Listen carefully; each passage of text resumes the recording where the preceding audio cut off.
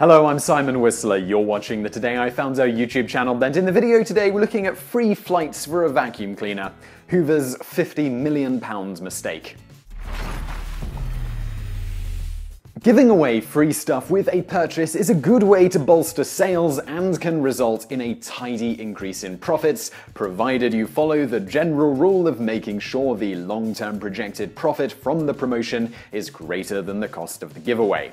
Appliance giant Hoover learned this seemingly obvious lesson firsthand in 1992 when they inexplicably decided to give away free flights worth several times more than most of the products they were selling as part of what has become known as Hoovergate, one of the most disastrous marketing campaigns of all time, today taught in marketing textbooks the world over. Though Hoover sells a multitude of appliances and domestic goods, the company is known mostly for its vacuum cleaners. So much so that in Blighty, the word Hoover is actually an accepted synonym for the device, much to the annoyance of Hoover, who, like other companies, fought hard not to have their brands become genericized like aspirin and thermos. The generalizing of their brand name largely rose from the near-total monopoly Hoover had over vacuum sales in the UK throughout much of the 1950s to 1970s. However, as the end of the 20th century approached, the British arm of Hoover found that sales were beginning to lag considerably from their heyday, with their market share steadily declining and warehouses slowly filling with old stock nobody wanted to buy.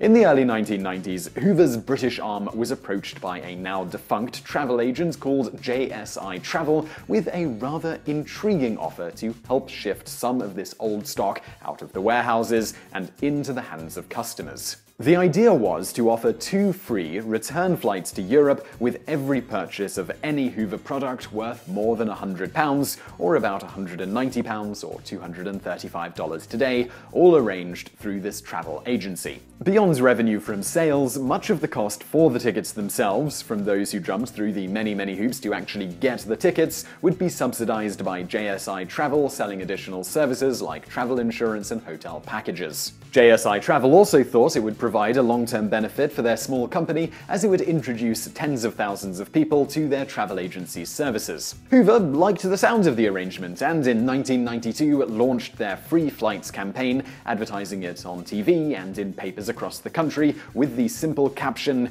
"2 return flight tickets, unbelievable." The offer saw sales of Hoover products explode because, hey, free flights. Slowly but surely, Hoover's warehouses began to empty. Now, had Hoover quit here, we wouldn't really have much to say other than kudos to them on a smart business decision. Unfortunately for them, they got too greedy and hilarity ensued. After examining the numbers linked to the campaign and realizing that only a fraction of people who'd bought a qualifying product as part of the campaign actually jumped through all of the hoops to redeem the tickets, Hoover decided to extend the promotion and get a little more international, hoping to boost sales even further in the process. This was despite Hoover having approached various risk management companies to evaluate the promotion and being summarily told it was a horrible idea. For example, risk management advisor Mark Kimber from PIMS SCA would later note, "I advised Hoover of the potential pitfalls of the promotion. Having looked at the details of the promotion along with attempting to calculate how it could actually work, I declined to even offer risk management coverage based on the information presented. With such a high-value offer for only a relatively small cost to the consumer, to me it made no logical sense." Nevertheless, Hoover chose to completely ignore both mine and the industry's advice and continued on its calamitous crusade without considering the potential cost or consequences. Head firmly in the sand, Hoover approached 3 of the biggest airlines of the day: British Airways, Virgin Atlantic, and American Airlines, along with various travel agencies, and entered into negotiations to offer a similar deal as they had previously, only this time offering free flights to either New York or Florida from the UK. After terms were set and contracts signed, Hoover once again launched a massive ad campaign to tell the public about the promotion, which still inexplicably offered the free flights if the customer spent a minimum of just £100.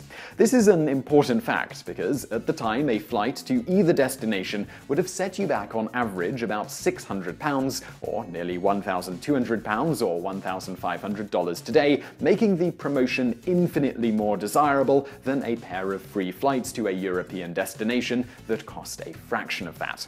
According to news reports after the fact, it's purported that Hoover expected the value of the flights to America to encourage people to purchase a more expensive product. Now, whether that's true or not, customers flocked to stores and predictably bought the absolutely cheapest qualifying item possible. This was the Turbo Power Total System, which clocked in at a reasonable £119.99. They then sent off for their free tickets to the land of freedom and cheese that comes in a can. This resulted in massive backlogs in Hoover's offices, as they only anticipated about a tenth of the eventual response. Thanks to their status as a trusted, well-established brand known for their quality, Hoover's reputation wasn't initially hurt by the delays that resulted until a reporter for the Daily Record claimed that not a single airline had received a booking to America from a Hoover voucher holder. Whether accurate or not, this story raised the hackles of the customers who, up until this point, had been waiting patiently.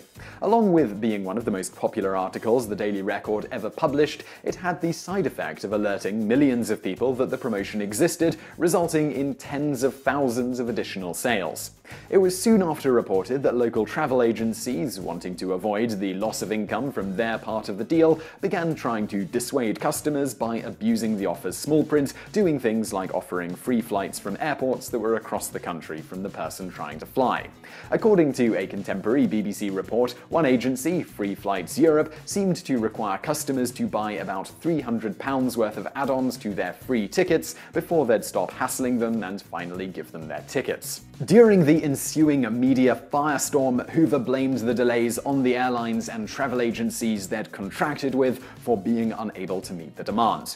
Whoever's fault it was, their customers were not happy. One particularly irate customer was one Harry Sitchie, who decided that he was going to get his flight no matter what, organizing a group of like-minded customers who doggedly pursued their tickets from Hoover in and out of court. The aptly named Hoover Holiday Pressure Group, spearheaded by Sitchie, refused to allow Hoover to worm out of their obligation, with Sitchie himself going as far as traveling to the company's American headquarters, a trip that was ironically paid for by Hoover, to argue his case in front of their executives. Despite Sitchie's best efforts, it's estimated that only 220,000 of the 500,000 or so people who applied for the promotion were able to ever claim their free flights, with those who didn't either suing for the value of the flights in small claims court or moving on and swearing off the brand forever. The latter point turned out to be the heaviest blow to the company. As to that aftermath, three top executives, Director of Marketing Services Michael Gilby, Vice President of Marketing Brian Webb, and Hoover's European President William Faust, were summarily fired by the company's American owners, Maytag.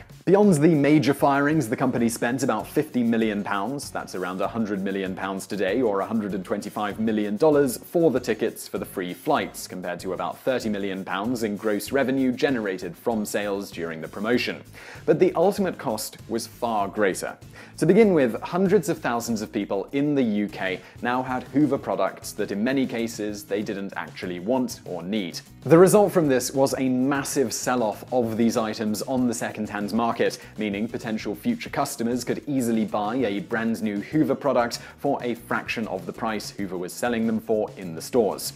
On top of that, the company took a major hit to their reputation, meaning even those customers who might still have purchased something from Hoover were now avoiding the brand. To try to fix this, Hoover launched an advertising campaign costing about £7 million to help restore their image, with little effect. Unsurprisingly, the Hoover brand in the UK took a major hit, with their market share dropping from about 50% in 1992 to just 20% in 1995. Cutting their losses, the entire European arm of Hoover was sold by Maytag to an Italian manufacturer called Candy at a significant loss from what they'd paid for it just 6 years before, in 1989. And now for some bonus facts. A Hoover customer called David Dixon made national news when the washing machine he bought, specifically to claim the free tickets offered in the promotion, broke. When Dixon asked the Hoover repairman who came to fix the device about the status of the tickets, he became annoyed when the repairman called him an idiot for thinking buying a washing machine entitled him to a free flight to America. In response, Dixon blocked the repairman's van in the driveway with his truck and, according to news reports, told him, "I'm not as stupid as you are, at least I don't have to walk home." It's at this point we should mention David lived on a farm several miles away from anywhere, and the repairman didn't have a phone. Dixon held the van hostage for 13 days while the media and public gleefully hailed him a hero. And now for another bonus fact. When a documentary about the fiasco aired in 2004, Sitchy was contacted by a number of people who alerted him to the fact Hoover still held a royal warrant, a prestigious marker given to products or services used by the British royal family themselves. Sitchy went out of his way to make sure that this honor was revoked, successfully achieving it a few months later as a final insult to the company. So I really hope you found that video interesting. If you did, please do hit that thumbs up button below, and don't forget to subscribe for brand new videos just like this every day of the week. Also, over there on the right, a couple of other videos that you might enjoy if you enjoyed this one. And thank you for watching.